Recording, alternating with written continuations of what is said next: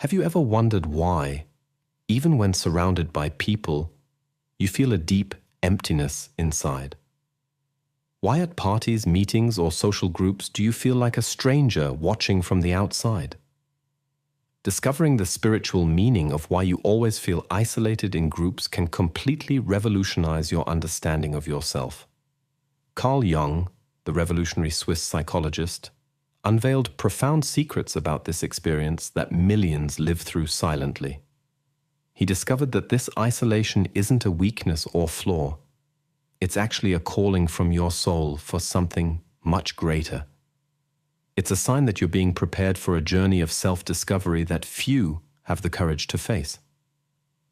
In this video, you'll discover shocking truths about your inner nature that explain why you feel different from others. Get ready to understand the mysteries of your psyche and transform this feeling of isolation into your greatest spiritual power. The stranger in the mirror. Why you don't fit in. You look around the room and everyone seems to be speaking a language you don't understand. Not literally, but emotionally. They laugh at things that don't make you laugh.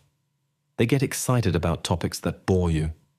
They connect over experiences that feel foreign to your soul. Carl Jung would tell you that this isn't your fault, it's your awakening. When Jung studied human behavior, he discovered something remarkable. Some people are wired differently from birth. They don't fit into the usual social patterns because they're meant for something else entirely. Think of it like being a wolf raised among sheep. The wolf isn't broken. It's just not meant to graze in fields all day. Your brain processes the world in a unique way. While others focus on surface-level conversations about weather, sports, or gossip, your mind automatically goes deeper. You want to talk about life's meaning, about what really matters, about the mysteries that keep you awake at night. This makes you feel like an alien among humans. Jung called this the differentiated consciousness. It means your awareness has developed beyond the basic survival mode that most people operate in. While they're worried about fitting in, you're questioning why fitting in matters at all. This creates a natural distance between you and the crowd. The painful truth is that you see what others can't see. You notice the fake smiles, the empty conversations, the desperate need for approval that drives most social interactions. It's like having X-ray vision in a world where everyone pretends everything is fine on the surface. This gift of deeper perception comes with the price of loneliness. But here's what Jung discovered that will blow your mind. Your inability to fit in isn't a bug in your system. It's a feature. You're not meant to blend into the background. Your soul is calling you towards something greater than small talk and social games. You're being prepared for a different kind of life, one that requires you to be comfortable with being different. Most people spend their entire lives trying to be normal. They wear masks, follow trends, and say what they think others want to hear.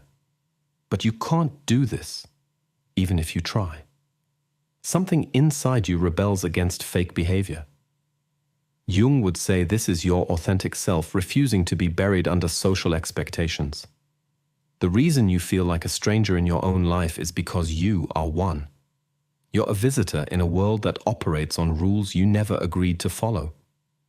While others find comfort in routine and conformity, you're drawn to questions that have no easy answers. This makes you threatening to people who need everything to make sense and fit into neat categories.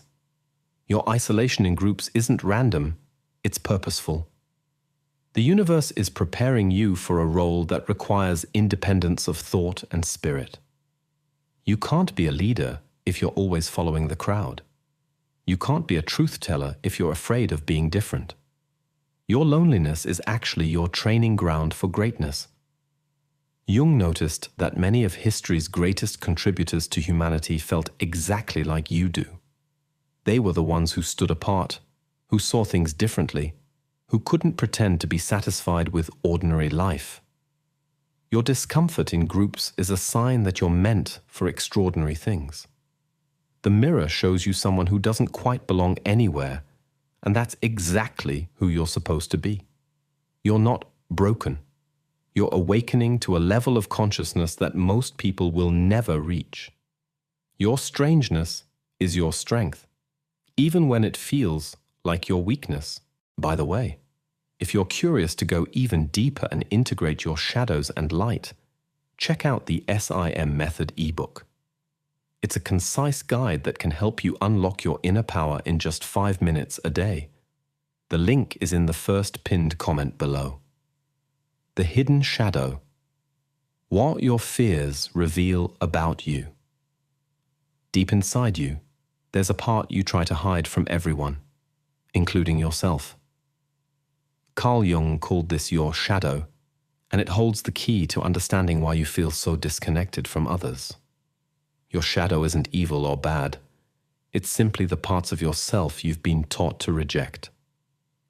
Think about the last time you were in a group and felt that familiar pang of not belonging. What were you afraid they might discover about you? That you're not as confident as you pretend? That you have thoughts and feelings that don't match what's socially acceptable? That you sometimes judge people harshly?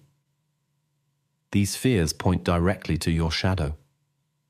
Jung realized that the more we try to hide our shadow, the more it controls us. It's like trying to hold a beach ball underwater. The pressure builds until it explodes to the surface when we least expect it. Your isolation often comes from the exhausting effort of keeping your true thoughts and feelings hidden from others. Your shadow contains everything you've been told is wrong about you since childhood. Maybe you were told you're too sensitive, too intense, too quiet, or too different. So you learned to push these qualities down into the darkness of your unconscious mind. But here's the twist. These rejected parts of yourself are often your greatest gifts.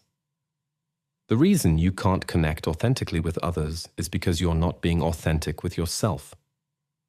How can you form real relationships when you're constantly monitoring what parts of yourself are safe to show? It's like trying to have a conversation while wearing a mask. The other person might like the mask, but they'll never really know you. Your shadow also holds your repressed power. Maybe you've buried your anger because you were taught that good people don't get mad. Maybe you've hidden your ambition because you were told it's selfish to want more. Maybe you've suppressed your creativity because it doesn't fit with being practical. All this buried energy creates an invisible barrier between you and others. Jung discovered that people can sense when someone is hiding parts of themselves, even if they can't put their finger on what's missing. This creates an unconscious discomfort in social situations.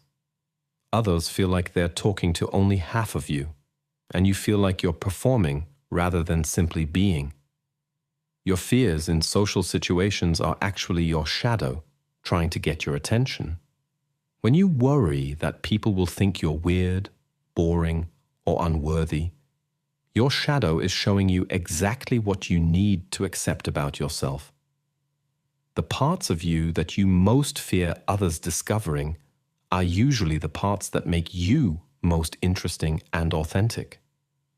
The hidden truth is that everyone has a shadow, but most people are completely unconscious of it. They project their rejected qualities onto others, which is why they judge and criticize so freely. When you feel judged by a group, you're often picking up on their unconscious discomfort with their own hidden aspects. Your sensitivity to feeling different or isolated actually shows that your shadow is closer to consciousness than most people's. This is both a burden and a gift. It's painful because you're aware of the split within yourself, but it's also your pathway to becoming whole. Most people live their entire lives unconscious of their inner divisions. Jung taught that the goal isn't to eliminate your shadow, but to integrate it. This means acknowledging and accepting the parts of yourself you've tried to hide. When you stop running from your own darkness, You stop being afraid of what others might see. This is when real connection becomes possible. Your isolation serves a purpose. It forces you to face yourself without the distraction of constant social validation. While others avoid their inner world by staying busy with social activities, your loneliness pushes you toward the uncomfortable but necessary work of self-discovery. The parts of yourself that you most want to hide are often the parts that others would find most relatable. Your struggles, your doubts, your imperfections. These are what make you human. But you can only share these authentically once you've accepted them in yourself. Your shadow contains not just your fears and flaws, but also your untapped potential. The qualities you admire in others but believe you don't possess are often buried in your shadow, waiting to be reclaimed. Your job is to dig them up and integrate them into your conscious personality. When you finally embrace your shadow, something magical happens. You stop being afraid of what others might think because you've already faced the worst truths about yourself. This fearlessness allows for genuine connection because you're no longer hiding behind a perfect image. The call of the unconscious. Signs you're ignoring. Your unconscious mind is constantly trying to communicate with you, but you've been taught to ignore its whispers. Carl Jung discovered that this inner voice becomes louder when you're isolated from groups because there are fewer distractions drowning it out.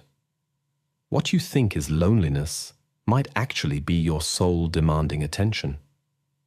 Have you ever noticed how certain songs make you feel inexplicably emotional? Or how specific places give you chills for no logical reason? These aren't random occurrences.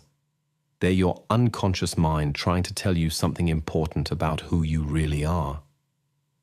Most people dismiss these moments as coincidence, but Jung knew they were breadcrumbs leading to your authentic self. Your dreams are the most obvious way your unconscious speaks to you.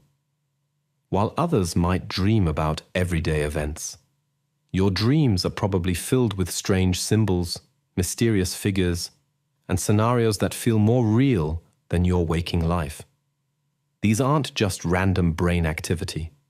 They're messages from the deepest part of your psyche, trying to guide you toward your true purpose.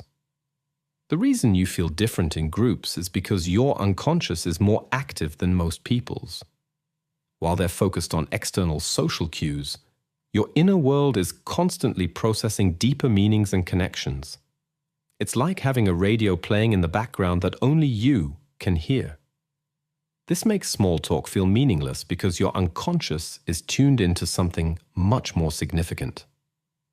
Jung noticed that people who feel isolated often have what he called big dreams, dreams that feel important and stay with them for years.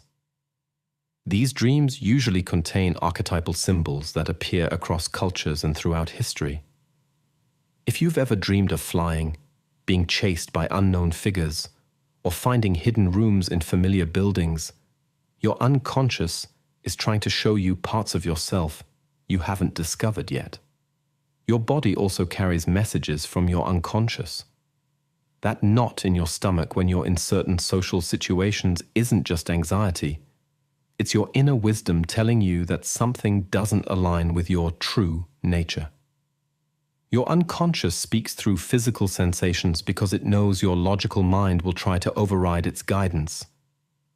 The books that call to you, the movies that move you to tears, the art that stops you in your tracks. These aren't random preferences. Your unconscious draws you towards stories and images that reflect your own inner journey. Pay attention to what captures your imagination because it's showing you what your soul needs to explore. Your unconscious also communicates through what Jung called synchronicities, meaningful coincidences that seem too perfect to be random. Maybe you think about someone and then run into them unexpectedly. Maybe you keep seeing the same numbers or hearing the same phrase from different sources. These events happen more frequently when you're feeling isolated because your conscious mind is less cluttered with social distractions. The feelings that arise when you're alone are not your enemy. They're your unconscious trying to process experiences and emotions that your social mask has been suppressing. That sadness that wells up for no apparent reason. That anger that seems to come from nowhere. That longing you can't quite name. These are all communications from your deeper self. Your unconscious often speaks through your attractions and repulsions. The people who irritate you most might be showing you something about yourself you refuse to acknowledge. The qualities you admire in others might be highlighting your own undeveloped potential. Your unconscious uses other people as mirrors to show you what you need to see about yourself. When you're in groups, your unconscious often tries to warn you through feelings of discomfort or restlessness. That urge to leave early, that sense that everyone is speaking a different language, that feeling like you're watching a movie you don't understand. These are your unconscious mind's way of telling you that the environment isn't nourishing your authentic self. Your creative impulses are direct communications from your unconscious. That urge to write, paint, dance, or create something comes from a part of you that knows what your soul needs to express. When you ignore these impulses to fit in with more practical activities, you're essentially hanging up on a call from your deepest self. The patterns in your life, the types of relationships you attract, the situations you find yourself in repeatedly, the challenges that keep showing up. These aren't coincidences. Your unconscious is orchestrating experiences to help you learn what you need to know about yourself. Your isolation forces you to notice these patterns because you have fewer external distractions. Your unconscious speaks through your energy levels too. Notice when you feel drained versus when you feel energized. The activities and people that consistently drain you are showing you what doesn't align with your true nature. The things that energize you, even when they're challenging, are pointing toward your authentic path. The mask you wear, discovering your false persona. Every morning you put on an invisible mask before facing the world. Carl Jung called this mask your persona, the version of yourself you present to others to be accepted and avoid rejection. But what happens when this mask becomes so heavy that you forget who you really are underneath it? Your persona was created when you were very young, shaped by the reactions of parents, teachers, and peers. Maybe you learned that being quiet got you praise for being good, so you buried your natural enthusiasm. Maybe you discovered that being funny deflected criticism, so you became the entertainer even when you felt sad inside. Your mask was your survival strategy, but now it's become your prison. The exhaustion you feel in social situations often comes from the energy required to maintain your persona. It's like being an actor who never gets to leave the stage. You're constantly monitoring your performance, making sure you're saying the right things, showing the right emotions, and hiding anything that might make others uncomfortable. No wonder you feel drained after social interactions. Your persona becomes problematic when you start believing it's who you really are. You might have worn the mask of the responsible one for so long that you've forgotten you also have a playful side. You might have presented yourself as always happy and positive that you've lost touch with your natural range of emotions. Your isolation often stems from the loneliness of never being seen for who you truly are. The cruel irony is that the very mask you wear to connect with others is what keeps you isolated. People might like your persona, but they don't know the real you. And deep down, you know the difference. This creates a terrible loneliness. You're surrounded by people who appreciate a version of you that isn't authentic. Jung discovered that your persona often represents the opposite of your true nature. If you present yourself as always calm and collected, your authentic self might be passionate and spontaneous. If your mask is that of the helpful people pleaser, your real self might have strong boundaries and opinions. Your persona compensates for what you believe are your unacceptable qualities.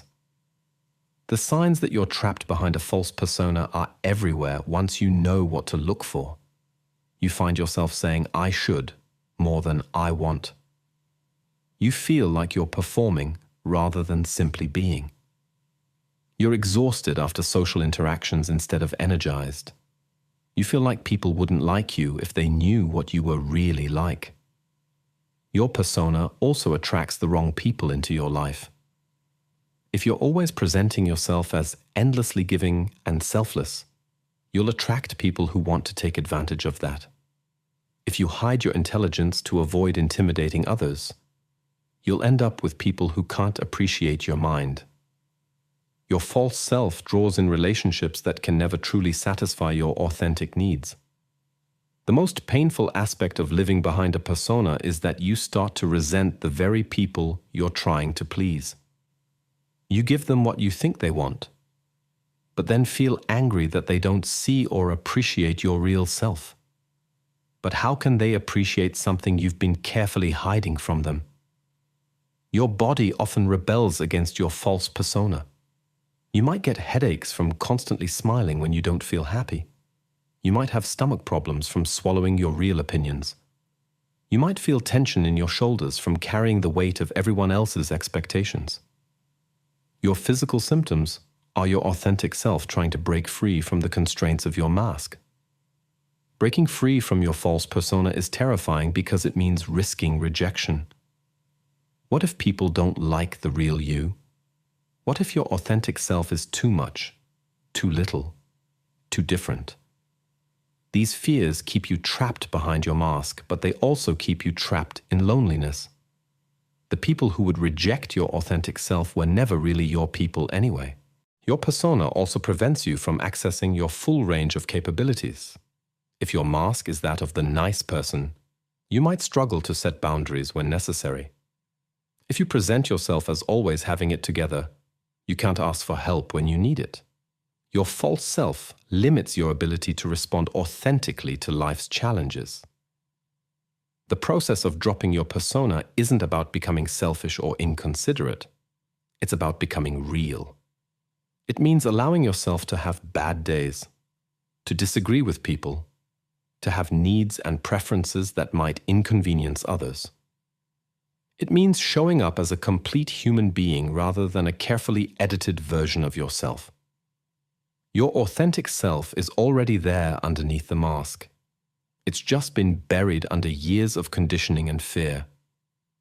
Every time you catch yourself performing instead of being, you have an opportunity to choose authenticity.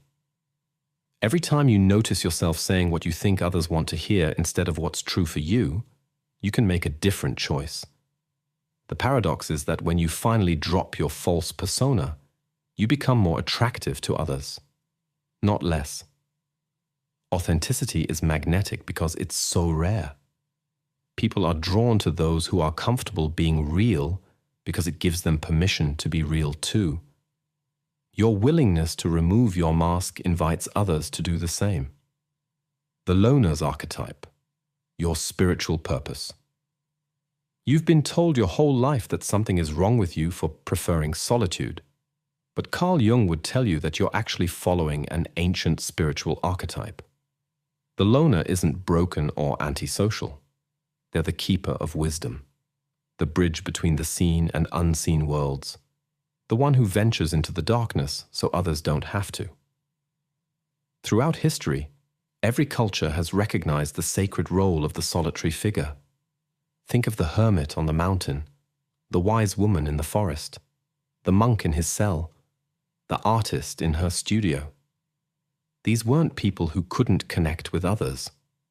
They were people called to a different kind of connection, one that required stepping away from the crowd to hear the whispers of the universe. Your inability to find satisfaction in superficial social interactions isn't a defect. It's a calling. While others gather energy from external sources, you're designed to draw power from within. You're like a deep well rather than a rushing river. Your spiritual purpose requires you to go inward, to explore the depths that others are afraid to examine. Jung understood that some souls are meant to be translators between the conscious and unconscious worlds. Your isolation serves a greater purpose. It allows you to develop the sensitivity needed to pick up on subtleties that others miss. You're not just lonely. You're in training to become a guide for others who will eventually need to make their own journey inward. The loner archetype carries the burden of seeing what others cannot see. You notice the undercurrents in conversations, the emotions people try to hide, the patterns that repeat across generations. This awareness can be overwhelming, but it's also your gift to the world. You're the early warning system, the canary in the coal mine of human consciousness. Your spiritual purpose often involves breaking patterns that have been passed down through your family or culture. You might be the first in your lineage to question certain beliefs, to choose a different path, to refuse to repeat destructive cycles. This makes you feel isolated from your origins, but it also makes you a pioneer for future generations. The loneliness you experience isn't random. It's purposeful preparation. Like a caterpillar in a cocoon, you need this period of isolation to transform into who you're meant to become. You can't develop your inner strength if you're constantly seeking validation from others. You can't hear your own voice if you're always listening to the crowd. Your archetype is that of the wounded healer, someone who has been broken open by life and learned to transform pain into wisdom. Your periods of isolation aren't punishment, they're initiations. Each time you survive another bout of loneliness, you become stronger and more capable of helping others navigate their own dark nights of the soul. The loner's spiritual purpose often involves creativity that comes from deep within. Your art, your writing, your innovations don't come from following trends or copying others. They emerge from your solitary contemplation. You need that quiet space to access the parts of your psyche that hold your unique contribution to the world. Your archetype also serves as a mirror for others. When people encounter you, they're forced to confront their own relationship with solitude. Some will be threatened by your comfort with being alone because it highlights their own fear of facing themselves. Others will be drawn to you because they sense the peace you've found in your own company. The spiritual tradition of the loner involves learning to distinguish between loneliness and solitude. Loneliness is the pain of separation from others. Solitude is the joy of connection with yourself and the divine. Your journey involves transforming one into the other, learning to be alone without being lonely. Your purpose isn't to become more social or to fix your preference for solitude. Your purpose is to master the art of being alone so completely that you become a beacon for others who are struggling with their own isolation. You're meant to show them that being alone doesn't mean being abandoned. It means being chosen for a special kind of work. The loner archetype is also the keeper of traditions and wisdom that might otherwise be lost. While others are focused on the latest trends and social movements, you're drawn to timeless truths and ancient wisdom. You're the one who preserves what's important, who remembers what others forget, who carries forward the eternal patterns of human experience. Your spiritual gifts often manifest in your ability to see through illusions that fool others. You can sense when someone is being fake, when a situation isn't what it appears to be, when something important is being overlooked. This discernment comes from your practice of solitude, which has taught you to trust your inner knowing over external appearances. The journey within. How to transform loneliness into power. The path from loneliness to power isn't about learning to be more social.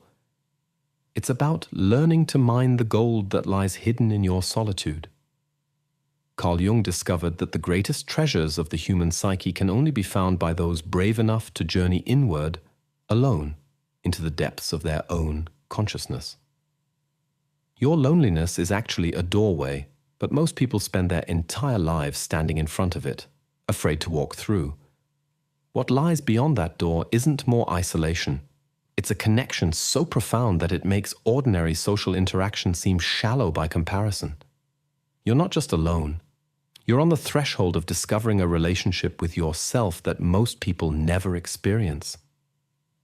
The first step in transforming loneliness into power is recognizing that your pain is not a mistake. It's information.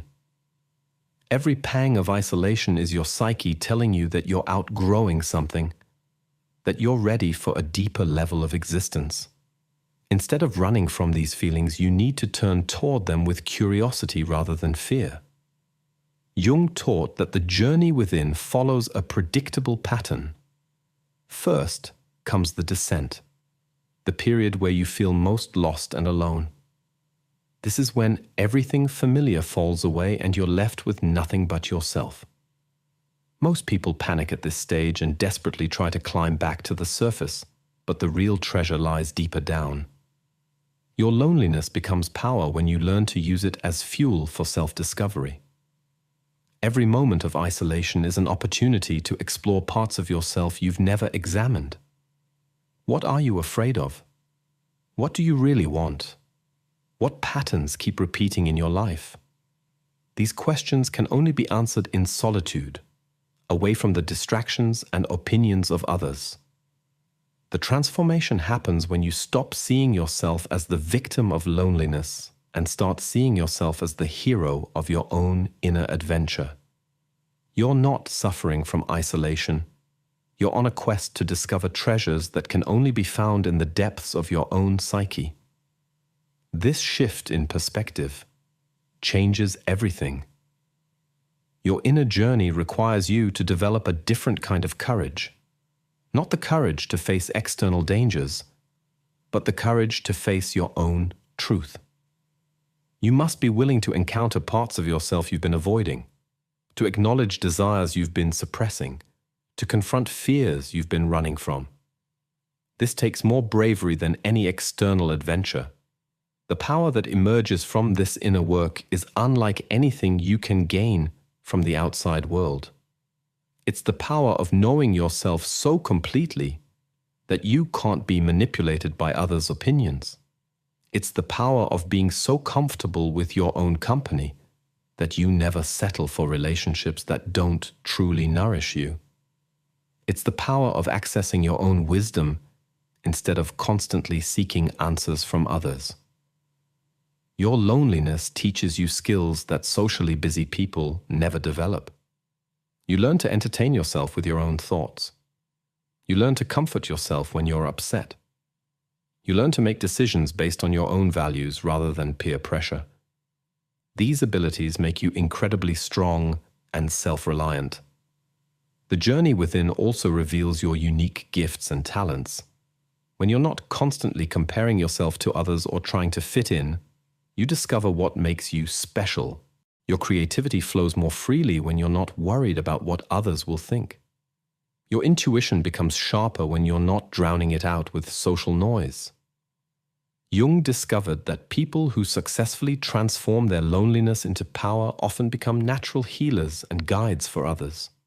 Having navigated their own inner darkness, they can help others do the same. Your period of isolation isn't selfish. It's preparation for being of greater service to the world. The power you gain from your inner journey is sustainable because it comes from within. External sources of power, money, status, popularity, can be taken away. But the strength you develop through facing yourself alone can never be lost. It becomes part of who you are at the deepest level. Your loneliness also teaches you the difference between being alone and being lonely.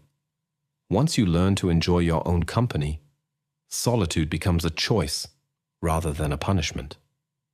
You can be with others because you want to, not because you need to escape from yourself. This makes your relationships much healthier and more authentic. The final stage of the journey is integration, bringing the wisdom you've gained in solitude back into your interactions with the world. You don't become antisocial, you become selectively social. You don't avoid all groups. You choose carefully which groups deserve your energy. You don't reject all relationships. You insist on relationships that honor your authentic self. So here you are, at the end of this journey through the depths of your own psyche, and the question remains, will you continue to see your isolation as a curse? Or will you finally recognize it as the gift it's always been? Carl Jung spent his entire life studying the human mind, and he discovered that those who feel most alone are often closest to discovering their true purpose. Your loneliness isn't a bug in your system. It's a feature designed to push you toward a level of self-understanding that most people will never reach. The choice is yours. You can keep trying to fix what was never broken, or you can embrace the sacred solitude that's been calling your name all along. The real question isn't whether you'll ever fit in with others. It's whether you're brave enough to finally fit in with yourself.